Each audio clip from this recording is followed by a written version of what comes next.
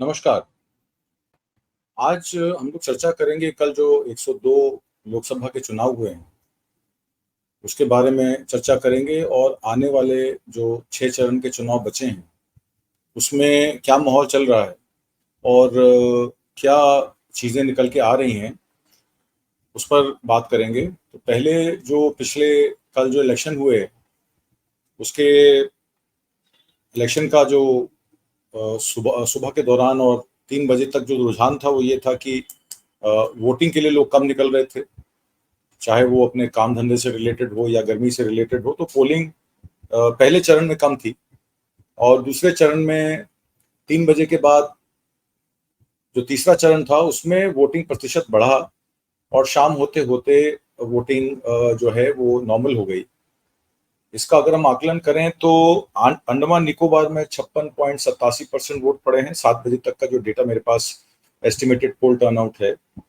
अरुणाचल प्रदेश में 65.46% वोट पड़े हैं, असम में 71.38% वोट पड़े हैं, बिहार में 47.49, छत्तीसगढ़ में 63.41, जम्मू कश्मीर में 65.08, लक्षद्वीप में 49.02, मध्य प्रदेश में 63.33, महाराष्ट्र में 55.29 55.29, मणिपुर में 68.62, मेघालय में 70.26, मिजोरम में 54.18 और नागालैंड में 56.77, पुडुचेरी में 73.25, राजस्थान में 50.95, सिक्किम में 68.06, तमिलनाडु में 62.19, त्रिपुरा में 79.90, उत्तर प्रदेश में 57.61, उत्तराखंड में 53.64 और वेस्ट बंगाल में 77.57। तो इसमें अगर आप नोट करें, जैसे वेस्ट बंगाल है या त्रिपुरा है या असम है, इसमें 70% से ज्यादा वोट पड़ा है। अरुणाचल में 65%, छत्तीसगढ़ में 63%, जम्मू कश्मीर में 65%, उत्तर प्रदेश में कंपैरेटिवली 60 से नीचे करीब 57.61 8 सीटों पर पड़ा है। इसमें जो चीजें निकल के आ रही हैं, मुजफ्फरनगर और कैराना में बहुत सारा गुस्सा क्षत्रिय समाज को, सैनी समाज के लोगों को लेकर था। क्षत्रिय समाज, राजपूत समाज का जो विजय रूपाला का इंसिडेंट है गुजरात का, उससे लेकर लोगों ने ये कहा कि जब राम प्रतिष्ठान होने थे उस समय हमने भी जो है पूरा योगदान किया, हम जमीन पे सोए, हमने पूरा राम मंदिर के निर्माण में 2019 में और 2014 में मोदी जी को वोट दिया, मोदी जी के नाम पे वोट दिया। और अब जब मोदी के राम प्रतिष्ठान हो गए, उसमें उस कमेटी में हमारे लोगों को शामिल नहीं किया गया। हमारी रिप्रेजेंटेशन जो है गाजियाबाद की और जिलों की, इवन विधानसभा इलेक्शन में हम लोगों को रिप्रेजेंटेशन कम दी गई और हमको कोई पूछने नहीं आया। तो हम क्यों 80% में अपनी गिनती करवाएं जब 8% राजपूत जो है वो खफा हैं। कुछ ये भी सुनने में आ रहा है कि जो 80-20 की बात मोदी सरकार करती है, उसमें जो 20% है उनके वोट डलने में भी रामपुर में दिक्कत आई। कई वीडियोस ऐसे सामने आए जिसमें जो वहाँ के कप्तान एसपी थे, उन्होंने लोगों के आईडी और आधार कार्ड और वोटर स्लिप चेक करनी शुरू कर दी कि ये लोग वैलिड वोटर हैं कि नहीं है। हालांकि इसका कोई प्रावधान नहीं है, सिर्फ चुनाव अधिकारी जब आप बूथ में जाते हैं अपना वोट कास्ट करने, तो उस समय चुनाव अधिकारी जो है वो चेक करते हैं कि आपका मत जो है वो सही है या गलत है। तो इस तरीके की चेकिंग करके लोगों को डराना धमकाना।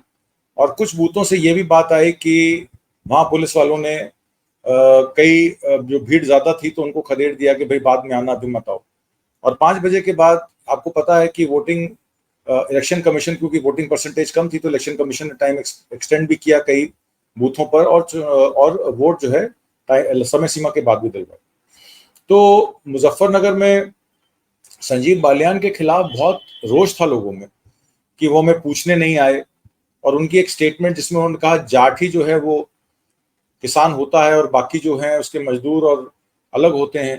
तो उसमें जो सैनी समाज, त्यागी समाज और राजपूत समाज के लोग हैं, कहते हैं काश्तकार तो हम भी हैं, जमीनें हम पे भी हैं, किसी पे 4 बीघा है, किसी पे 6 है, किसी पे 8 है। तो उसका मतलब ये नहीं है कि वो छोटा किसान जो है किसान ही नहीं रहेगा, सिर्फ जाट ही बड़ा किसान रहेगा। तो एक तरीके से ध्रुवीकरण करने की जो कोशिश की गई, उसमें जो अब अगर आप मुजफ्फरनगर, कैराना, बिजनौर और वेस्ट यूपी की बाकी सीटों को लें, तो जाट वोट जो है वो निर्णायक भूमिका में नहीं है पर अग्रिम भूमिका में रहता है। कहीं 15% है, कहीं 17% है, कहीं 18% है, कहीं 25% भी है, मुजफ्फरनगर में ज्यादा जाट है। पर वो हमेशा बाकी लोगों से, चाहे वो मुस्लिम समुदाय के लोग हों, राजपूत समुदाय के लोग हों, सैनी समाज के लोग हों, सबसे अपनी पैठ बना के रखता है।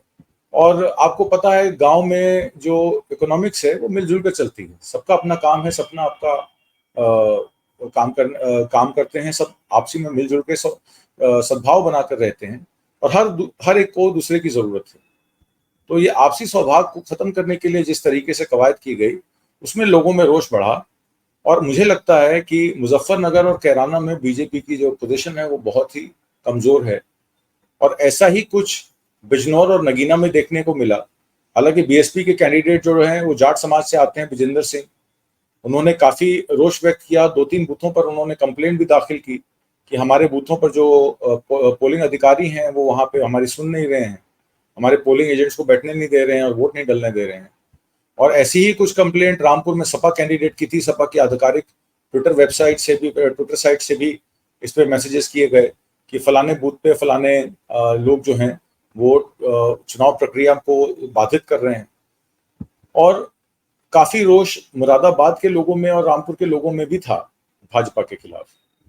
और नगीना में एक मुकाबला जो है वो एएसपी के चंद्रशेखर रावण के खड़े होने से बीएसपी के कैंडिडेट के लिए भी परेशानी पैदा हो गई, क्योंकि जो मुस्लिम समाज का वोट था वो डिवाइड हो गया, कुछ वोट बीएसपी में चला गया, कुछ एएसपी में चला गया। तो उसमें हो सकता है कि सपा को नगीना में फायदा हो। हालांकि बिजनौर में चंदन चौहान जो आरएलडी के कैंडिडेट हैं उन पे वोट अच्छी मात्रा में गिरे हैं, पर क्या सैनी समाज के लोग और जाटा समाज के लोगों ने भाजपा को उस पर वोट दिया है या बीएसपी को वोट दिया है, ये तो बाद में पता लगेगा। पर चुनौतियां कई हैं, और बिजनौर में भी ऐसा लगता है कि आरएलडी का सीट निकालना जो है वो मुश्किल है, इतना आसान नहीं रहेगा। तो कुल मिलाकर, और पीलीभीत में जितिन प्रसाद क्योंकि पीलीभीत के नहीं है, शाहजहांपुर के हैं, और वरुण गांधी की टिकट कटने से वहां के जो स्थानीय कार्यकर्ता थे भाजपा में उनमें बहुत सारा रोष था, और वो जितिन प्रसाद को एज अ इम्पोर्ट कैंडिडेट नहीं पसंद कर रहे थे। तो हो सकता है कि इस बार बीजेपी के खिलाफ वोट पड़ जाए, क्योंकि वरुण गांधी के ना खड़े होने से वहां के स्थानीय नेताओं में बहुत रोष है, और लोगों ने इस वजह से भी बीजेपी को है वोट कम दिया। अब बात यह आ जाती है कि वोट परसेंटेज यूपी में क्यों कम है, या वोट परसेंटेज जो है वो बाकी, जैसे मध्य प्रदेश में मैंने आपको बोला 63% वोट पड़ा है, मुकाबले वेस्ट बंगाल के जहां 70% से ऊपर वोट पड़ा है। तो ऐसी क्या बात है कि 77% वोट पड़ा वेस्ट बंगाल में और मध्य प्रदेश में 63% वोट पड़ा जहां डबल इंजन की सरकार है। और अगर राजस्थान में भी ले लें, डबल इंजन की सरकार है और खाली 50.95% वोट पड़ा। हालांकि गर्मी अभी शुरू ही हुई है, अभी मई के महीने में तो गर्मी और बढ़ेगी, और 12 सीटों पर अगर 50.95% वोट पड़ा है तो इसका मतलब है कि जो असेंबली इलेक्शन में बीजेपी को वोट डालने गए वो इस बार लोकसभा इलेक्शन में बीजेपी को वोट डालने नहीं गए, या कम वोट पड़े। और ये जो कम वोट पड़े हैं ये बीजेपी के लिए खतरे की सूची है, क्योंकि मोदी जी ने खुद ही अपनी चुनावी रैलियों में ये संबोधित करते हुए कहा था कि जितना ज्यादा आप वोट डालेंगे उतना मोदी का कमल खिलेगा। और अगर वोट कम होता है तो उसका मतलब है कि मोदी सरकार की नीतियों के साथ लोग नहीं हैं। और जो बड़े मामले खुलकर आ रहे हैं वो है अग्निवीर का मामला। लोगों को अब ये समझ में आ गया है कि 3 साल की ट्रेनिंग में, उसके बाद 1 साल में आप 4 साल में बंदे को रिटायर कर रहे हैं, और नेता जो हैं वो 90 साल 80 साल की उम्र में भी इलेक्शन लड़ रहे हैं, तो वो तो कभी रिटायर नहीं होते, वकील कभी रिटायर नहीं होते। तो अग्निवीर की स्कीम में खाली नौजवानों पे ही एक गाज क्यों गिर रही है? तो अग्निवीर को लेकर, ओल्ड पेंशन स्कीम को लेकर, और ये जो सांप्रदायिकता के आधार पर लोगों का ध्रुवीकरण, कि जहां जो मेजोरिटी है वो कहती है कि हम ही हम हैं और दूसरे समाज के लोग हैं, ओबीसी या वंचित समाज के लोग हैं, एससी एसटी जाति के लोग हैं, उनकी कोई वैल्यू नहीं है। तो इस वजह से भी जो इस बार देखने को मिला कि वोट जो है, प्रतिशत बीजेपी की तरफ रुझान जो है, वो जो 80-20 का 80% है, उसमें 20% ही वोट जो है वो बीजेपी में रह गया, और 60% वोट ऐसा लगता है इस चुनाव में वहां से खिसक गया है। मध्य प्रदेश में भी, जहां पिछले इलेक्शन में खाली 1 सीट थी कांग्रेस के पास, इस बार जो मध्य प्रदेश का पहला इलेक्शन हुआ है उसमें कम से कम 2 से 3 सीटों पे कह रहे हैं कि मुश्किलें बीजेपी के लिए बढ़ गई हैं। और राजस्थान में भी ऐसा सुनने में आ रहा है 12 सीटों में 8 सीटों पर लड़ाई जो है टक्कर की है। पहले रुझान आ रहे थे चूरू और नागौर से, तो उसमें झुंझुनू भी जो है वहां भी सीट जो है बीजेपी की फंस गई है। कड़ी टक्कर में लड़ाई हो रही है। और उसके अलावा भरतपुर में भी, क्योंकि वहां भी जाट वोट जो है वो निर्णायक भूमिका अदा करता है, तो वहां का जाट भी बहुत नाराज है, दौसा का गुर्जर बहुत नाराज है। और जाट आरक्षण को लेकर जो पहल राजस्थान में हुई थी कि सेंट्रल गवर्नमेंट में सेंट्रल लिस्ट में ओबीसी लिस्ट में जाट समुदाय के लोगों को शामिल किया जाएगा, और बीजेपी की सरकार ने 10 साल में उस पर कोई क्लैरिफिकेशन नहीं दिया, कोई टिप्पणी नहीं की। इस वजह से भी भरतपुर और धौलपुर का जो जाट है वो बीजेपी के खिलाफ वोट किया है। तो कुल मिलाकर 8 सीटों पर राजस्थान में, जिसमें चूरू, नागौर, झुंझुनू, भरतपुर, सीकर, अलवर, ये कुछ सीटें हैं जिसमें मामला जो है वो फंस चुका है। और नॉर्थ ईस्ट में भी कह रहे हैं कि असम में 2 सीटों पर लड़ाई टक्कर की है, मेघालय, मणिपुर में भी एक सीट पर, मणिपुर में 2 सीटों में 1 सीट पर जो है बीजेपी के लिए खतरे की घंटी है। तो और वेस्ट बंगाल में 3 सीटों में 2 सीटें कह रहे हैं कि बीजेपी के जो कैंडिडेट हैं वो कमजोर दिखे, कैंपेनिंग में भी कमजोर दिखे और वोट डालने में भी कमजोर दिखे। तो सरकार की जो जन विरोधी नीतियां हैं वो कहीं ना कहीं अब सरकार के खिलाफ काम कर रही हैं। एंटी इनकम्बेंसी भी सेट इन हो गया है, क्योंकि मोदी जी सिर्फ राम मंदिर की बात करते हैं, प्राण प्रतिष्ठान की बात करते हैं, आर्टिकल 370 के एब्रोगेशन की बात करते हैं। अब ये बातें पुरानी हो चुकी हैं। जम्मू कश्मीर को स्टेटहुड दिया जाना था, उस स्टेटहुड को लेकर भी कोई बात अब क्लियर कट सरकार नहीं कर रही है। 10 साल होने को आए। पहले वहां गवर्नर, आपको याद होगा, गुजरात काडर के मुर्मू साहब थे। आनंद फानन में मुर्मू साहब को हटा के मनोज सिन्हा को बैठा दिया गया। और बहुत सारी इम्प्रोप्राइटरी, जिसमें एग्रीकल्चरल लैंड की अलॉटमेंट, प्लॉट्स की अलॉटमेंट, पैसे का हेर फेर, कि पैसा जब सेंट्रल स्कीम से आता है और वो प्राइवेट खातों में जब जमा हो जाता है तो उस पैसे की जो ऑडिट है वो खत्म हो जाती है।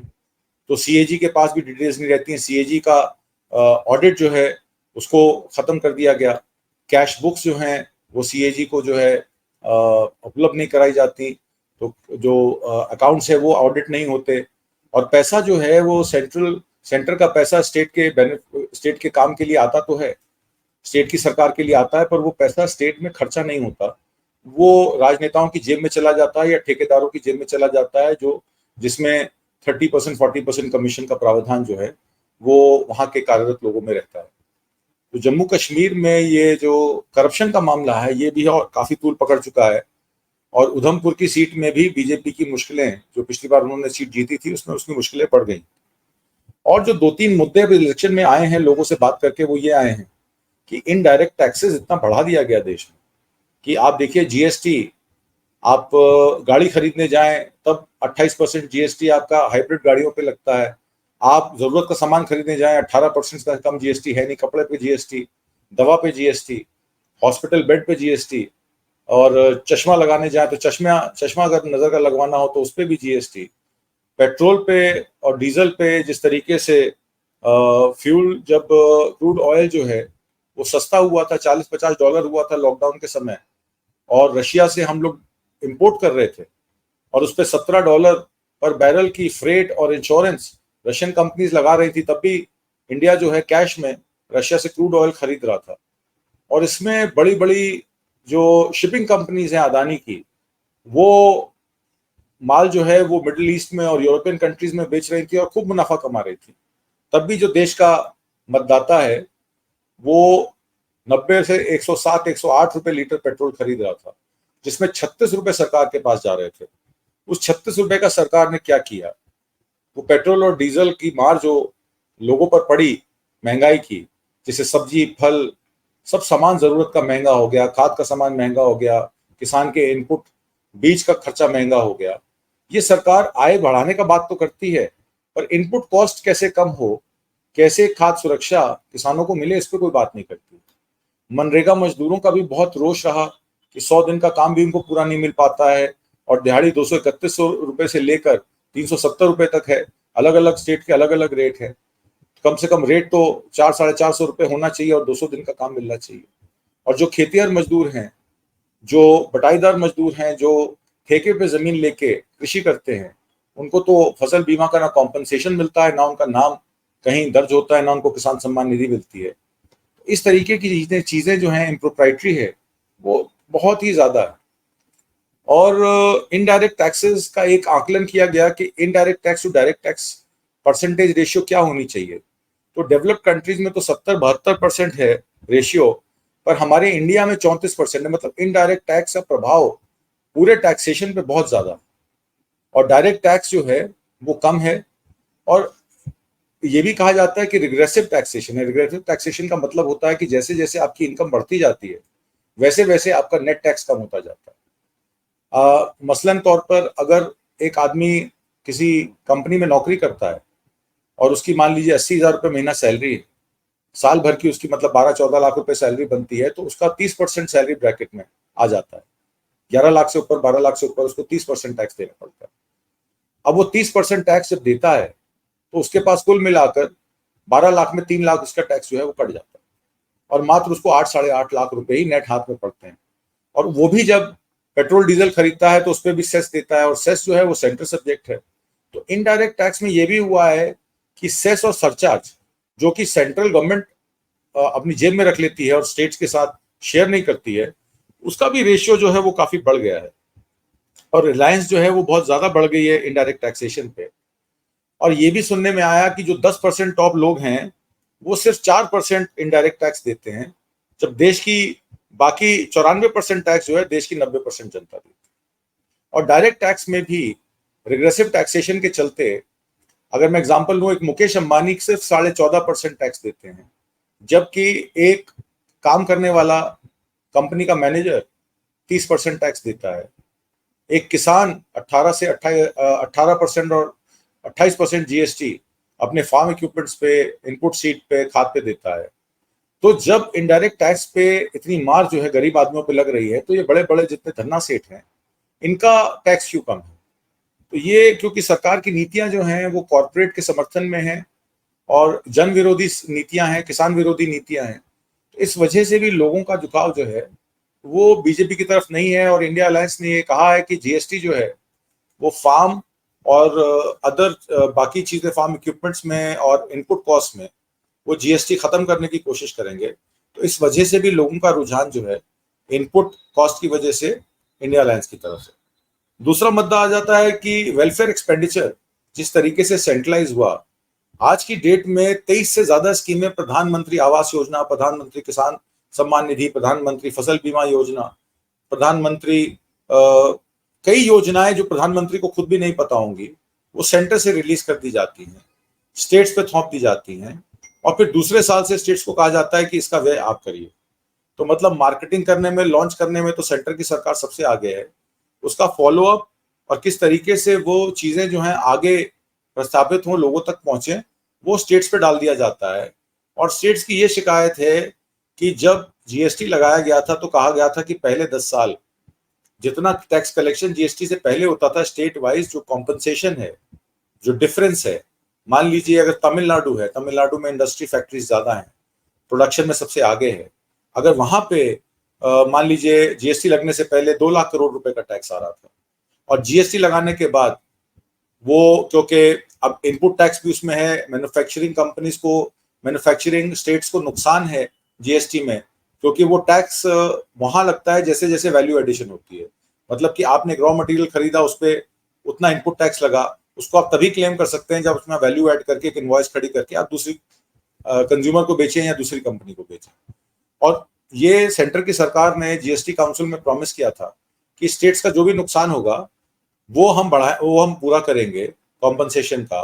पर तमिलनाडु, केरल, वेस्ट बंगाल, उनकी शिकायत ये रहती है कि डिवॉल्यूशन करने के बाद स्टेट्स की, हम लोगों को हमारा जीएसटी शेयर भी टाइम पे नहीं मिलता है, जिसकी वजह से ये जो वेलफेयर स्कीम निकाली जाते हैं जिसमें मोदी जी का नाम छपा होता है, कई बैग्स में, पर्चे में मोदी, आपने देखा वैक्सीनेशन लगी, आपके वैक्सीनेशन सर्टिफिकेट में भी मोदी जी की फोटो लगी थी। जो 80 करोड़ लाभार्थी वर्ग है जिनको राशन मिलता है, उसमें राशन पे भी मोदी जी की फोटो होती है। या कोई भी पीएम आवास योजना का होता है, तो जो स्टेट्स में डबल इंजन की सरकार है, जैसे उत्तर प्रदेश है, मध्य प्रदेश है, अब राजस्थान भी है, तो वहां कहा जाता है कि पीएम आवास योजना बहुत बढ़िया चल रही है, 4 करोड़ मकान हमने पक्के बना के लोगों को दे दिए, 1.5 लाख से पौने 2 लाख रुपए सहायता देकर। पर जब यही बात वेस्ट बंगाल पे आती है, जब छत्तीसगढ़ में उस समय कांग्रेस की सरकार थी, उस पर आती है, तो कहा जाता है ये लोग पीएम आवास योजना में योजना लेते नहीं है, सेंटर का पैसा जाया करते हैं, वेस्ट करते हैं, और पैसा फिर हमें वापस करना पड़ता है। तो इस तरीके के लांछन जब लगाए जाते हैं तो ये तय हो जाता है कि स्टेट्स को बांटा जा रहा है कि जहां जहां डबल इंजन की सरकार है वहां तो बहुत सारा डेवलपमेंट हो रहा है, ऐसा दिखाया जा रहा है, और जहां डबल इंजन की सरकार नहीं है वहां के लोगों को, वहां के स्थानीय लोगों को, मतदाताओं को दिक्कत आ रही, ये बताया जाता है। और जैसे कि मैंने आपको कहा कि एक तरफ तो जब इंफ्रा स्पेंडिंग में ये सरकार पिछले 10 सालों में 56 लाख करोड़ का कर्जा 205 लाख करोड़ पहुंचा देती है, मतलब 150 लाख करोड़ रुपए खर्चा कर देती है इंफ्रा फंडिंग में, सड़कें बनाने में, बंदरगाह को रिपेयर करने में, एयरपोर्ट्स बनाने में। और जब स्टेट गवर्नमेंट्स जो हम बीजेपी की सरकार नहीं है, वो जब वेलफेयर स्कीम निकालते हैं तो उनको रेवड़ी कल्चर कहती है, उनको डेमोनाइज करती है। तो इस पर भी कई चीजें हैं कि शेड्यूल पे जो काम है वो पूरे नहीं हो पा रहे हैं। अब बताइए, सीएजी ने एक 7.5 लाख करोड़ रुपए का भारतमाला प्रोजेक्ट का एक स्कैम बताया। किस तरीके से भारतमाला प्रोजेक्ट में लैंड एक्विजिशन के नाम पर स्टेट गवर्नमेंट्स को जितनी लैंड एक्वायर की जा रही है उससे ज्यादा पैसा दिया जा रहा है, और उस पैसे का आवंटन जो है वो स्टेट के गवर्नमेंट के लोगों के बीच में भी हो रहा है। स्टेट गवर्नमेंट में बैठे मंत्री भी पैसा कमा रहे हैं, वहां पे जो कार्यपालिका के लोग हैं, जो वहां का पूरा इंफ्रास्ट्रक्चर सिस्टम है, जहां पे पटवारी से लेकर और डीएम तक, और डीएम से लेकर मंत्री तक, और मंत्री से लेकर सीएम तक, और सीएम से लेकर गवर्नर तक इस भारतमाला प्रोजेक्ट में लिप्त है। और 7.5 लाख करोड़ रुपए की क्षति सेंटर के पैसे को, टैक्स के पैसे को हुई है। उस पर सीएजी की रिपोर्ट को जब क्विड प्रो क्यो की बात की जाती है कि इंफ्रा कंपनी से इलेक्टोरल बॉन्ड के थ्रू पैसा लिया जाता है और उनको ठेके दिए जाते हैं टनल बनाने के, आपने देखा नवयुग इंजीनियरिंग के बारे में बात आई, और भी कई सारी आई। इन प्रोजेक्ट्स को लेकर भी जब सीएजी की रिपोर्ट आती है उस पर सरकार कोई एक्शन नहीं लेती और उसको मामले को दबा देती है। और जैसे कि मैंने आपको कहा, सेस और सरचार्ज फ्यूल का, जिसमें 36 रुपए लीटर पेट्रोल पर, 32 रुपए लीटर डीजल पर जिस तरीके से मुनाफा सेंटर की सरकार ने कमाया, और स्टेट की सरकारों का जो डेवोल्यूशन करके स्टेट का जीएसटी शेयर 41%, टोटल स्टेट्स का जीएसटी शेयर 41% से घटा के 29.5% कर दिया, तो ये 11% का नुकसान जो स्टेट की जनता का हुआ, और उनके वेलफेयर में, उनकी एजुकेशन में, उनके हेल्थ बेनिफिट्स में उसका सीधा असर देखने को मिलता है। तो ये सेंटर की जो नीतियां हैं कि सेंटर को इतना पावरफुल रख दो कि स्टेट जो है उनसे भीख मांगने पे मजबूर हो जाए और उनके आगे हाथ फैलाने पे मजबूर हो जाए, तो ये कहीं ना कहीं आम मतदाताओं को प्रभावित कर रहा है और इससे आम लोगों का नुकसान हो रहा है। तो इन्हीं सब बातों के साथ मैं अब आपसे विदा लेता हूं इस हफ्ते, और अगले हफ्ते फिर किसी नए, क्योंकि अब इलेक्शन का मौसम है, 4 जून तक तो दूसरे चरण का इलेक्शन भी अब आने वाला है। तो दूसरे चरण के इलेक्शन में क्या चीजें बन रही हैं, किस तरीके से, और अब अगले चरण में क्या हवा चल रही है, तो बीजेपी को उसमें फायदा होने वाला है, नुकसान होने वाला है, इंडिया अलायंस के जो 25 न्याय हैं क्या वो जन जन तक पहुंच रहे हैं, जिसमें जो बातें कही गई हैं, तो एक तरीके से प्रोग्रेसिव मैनिफेस्टो इस बार कांग्रेस पार्टी ने इंडिया अलायंस में दिया है, और बीजेपी ने उसको गोलमोल करके मैनिफेस्टो को अपने खत्म कर दिया। उन्होंने कोई ऐसा प्रॉमिस नहीं किया जिसपे उनको आगे जो है वो परेशानी हो मतदाताओं के आगे। तो अगले हफ्ते दूसरे चरण की बारे में हम चर्चा करेंगे, तब तक मुझे आज्ञा दीजिए। नमस्कार।